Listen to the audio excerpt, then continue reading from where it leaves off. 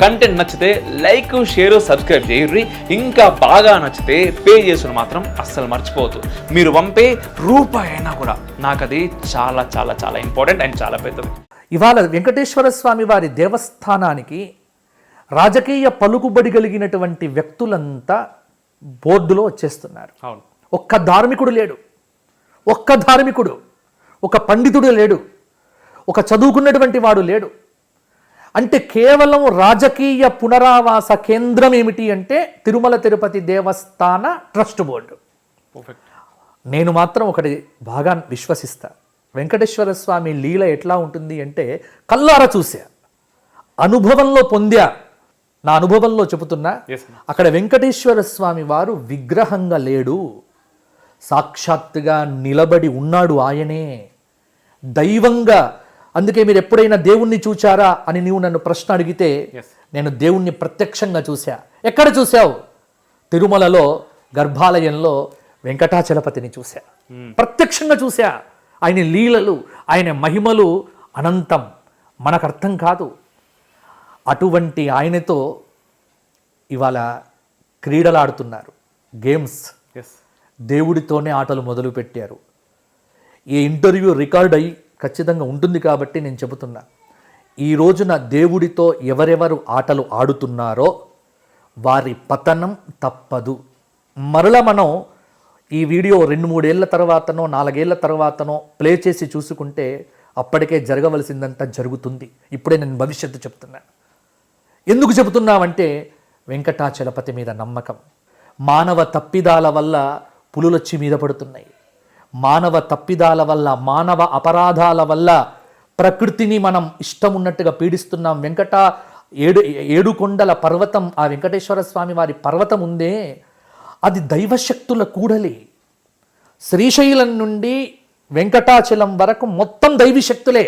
ఇవాళ అటువంటి కొండల మీదనే జరగకూడని పనులు, ఇవాళ క్రిస్టియానిటీని పెంపొందింపచేసేటువంటి భావజాలం, చాలామంది క్రిస్టియన్లు పనిచేస్తూ ఉన్నారని వార్త. కాబట్టి ఇవాళ మీకు ఆయన హుండీలో డబ్బును మీరు జీతంగా వాడుకుంటారు, ఆయన ప్రసాదం తినరు, గోవిందా అనమంటే అనరు. కాబట్టి తెలుస్తుంది, వారందరికీ కాలం ఎవ్వరిని విడిచిపెట్టదు. ప్రతివాడు కాలగర్భంలో కలిసిపోవలసిందే, ఎవ్వడిని మినహాయించేది లేదు.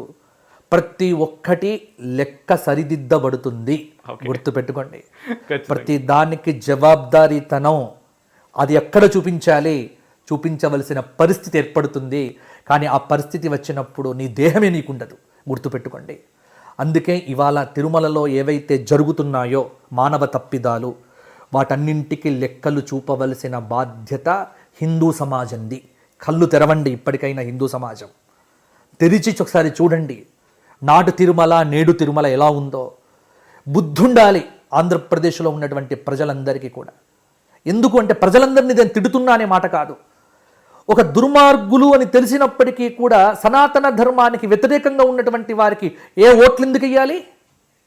ఎందుకు సమాజం అంతా ఒకటి కాదు? ముందు మనం నేర్చుకోవాలి.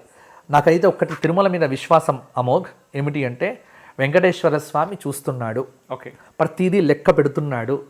ఇక్కడ ఏదేదైతే చేశారో దానికి ప్రతి దానికి లెక్క చెల్లించవలసిందే.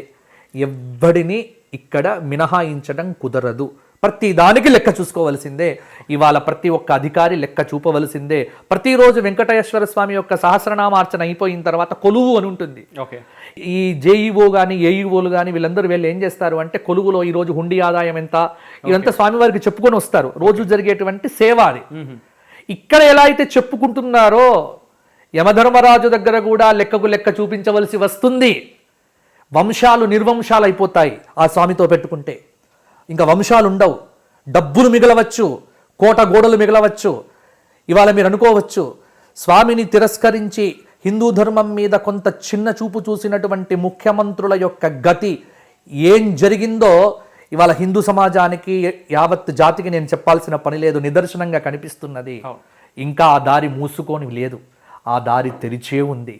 ఆ దారిలోకి వెళ్ళాలి అనుకుంటే తప్పులు చెయ్యండి, ఆ దారిలోకి వెళ్ళకవద్దు అనుకుంటే విశ్వాసంతో స్వామిని సేవించండి. కాబట్టి తిరుమలలో జరుగుతున్నది మాత్రం ఇప్పుడు మంచి పరిస్థితులు లేవు, ఇది మారాలి. కొంతమంది వ్యక్తులు చేస్తున్నటువంటి వ్యవస్థ లోపాల వల్ల అక్కడ ప్రభావం చూపించబడుతోంది.